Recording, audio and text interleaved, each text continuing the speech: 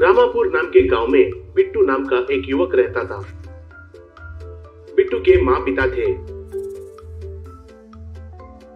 बीवी का नाम विमला था। विमला दिल्ली से आई थी। खाना बहुत अच्छा बनाती थी। उसके ऊपर बहुत चतुर भी थी। बिट्टू को अगर कोई भी समस्या आया तो उसके बीवी की सलाह लेता था। बिट्टू एक गोदाम में ऑटो ट्रांसपोर्ट ड्राइवर का काम करता था। उस गोदाम में दाने के थैलियों को उसका कंटेनर ऑटो में ले जाकर शॉप्स में देता था। बारिश हो या धूप हो, उन थैलियों को वो कंटेनर ऑटो कुछ भी नहीं होने देता था। मगर वो आजकल अक्सर खराब होकर बिट्टू को बहुत सताने लगी। उसको ठीक करने के लिए कितने बार गोदाम का मैनेजर को कहने से भी उसे ध्यान नहीं देता था। मैनेजर, अरे बिट्टू, क्या है तुम्हारा प्रॉब्लम? मेरे पास 100 समस्या है, ये भी कोई बड़ा समस्या है क्या? ऐसा हर बार आकर मुझे मत सताओ। तुम्हारे पैसों से रिपेयर करवा कर बिल देने के लिए कहा था ना मैंने। कहा। तब बिट्टू, सर 6 महीनों से बहुत बिल्स दे चुका हूँ, अभी तक 1 रुपए भी नहीं दिया। कहा। तब मैनेजर, अरे बिट्टू, बिल आने के बाद ले लो। फिर एक और बार मुझे ऐसा सताया तो तुम्हें काम से निकाल दूंगा, खबरदार। कहा। एक दिन गोदाम में छोले के थैलियों को लेकर जाने के लिए ऑटो को स्टार्ट किया तो वो ऑटो स्टार्ट नहीं हुआ। तब वो, बाप रे, अब कैसे? इसे ठीक करने के लिए तो मेरे पास पैसे भी नहीं है। टाइम पर डिलीवरी नहीं दिया तो मैनेजर मेरे ऊपर चिल्लाएगा। अब क्या करना है? कहकर इधर उधर देखा तो वहाँ पर गोदाम का एक रिक्शा दिखाई दिया। बिट्टू ने पूरा थैलियों को उस रिक्शा में डालकर गया।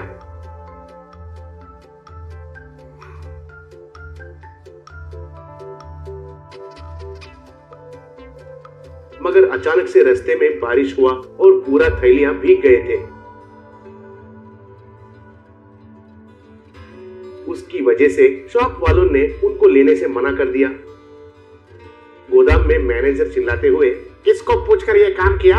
उन थैलियों का मूल्य क्या है पता है तुमको? तुम्हें अभी नौकरी से निकाल रहा हूँ, तुम्हें कोई वेतन गीतन नहीं मिलेगा। उन भीगे थैलियों को चाहिए तो लेकर जाओ, जाओ यहाँ से। कहा।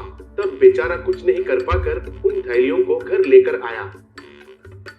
घर वालों को जो भी हुआ वो सब बताकर बहुत दुखी हुआ। तब विमला, ऐसे दुखी मत होइए, उसे कोई फायदा नहीं होगा। तुम उस बेकार का नौकरी को छोड़कर मैं जैसा कहती हूँ वैसे करोगे तो हम सबके लिए अच्छा होगा, बोली। तब बिट्टू, बोलो विमला, तुम हमेशा तो अच्छा सलाह ही देती हो ना, बोलो वो क्या है? कहा।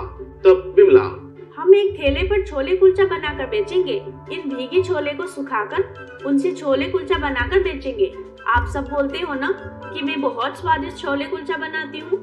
उतना ही नहीं, शुरू में हम छोले कुलचा को 10 रुपए में बेचेंगे। अगर लोगों को स्वाद पसंद आया तो बाद में धीरे धीरे से दाम बढ़ाएंगे, बोली। तब वो सोच सबको पसंद आया। फिर बिट्टू और विमला मिलकर एक ठेला खरीदकर उस पर दिल्ली का 10 रुपीज छोले कुलचा कहकर एक बोर्ड लगाए। फिर उसमें सब सामान रखकर गांव में आए। वहां पर विमला गर्मा गर्म छोले और कुलचा पका रही थी। तब बिट्टू, आइए आइए आइए जी आइए, दिल्ली का 10 रुपीज छोले कुलचा, गर्मा गर्म कुलचा, ओनली 10 रुपीज कहकर पुकार रहा था। वो देखकर लोगों ने ठेले को घेर लिए। आए लोगों को गर्मा गर्म छोले कुलचा दे रहा था बिट्टू। खाने वालों को उसका स्वाद बहुत पसंद आया।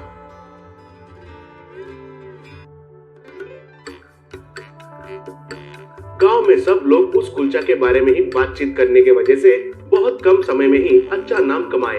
उनके पास बचा हुआ सब छोले खत्म होने तक 10 रुपए में बेच रहे बिट्टू और विमला ने दाम को 50 रुपए बढ़ाकर ठेले पर दिल्ली का छोले कुलचा ओनली 50 रुपीज कहकर बोर्ड लगाए। वैसे ही उनका व्यापार अच्छा चलने लगा और वो खुशी से जीने लगे।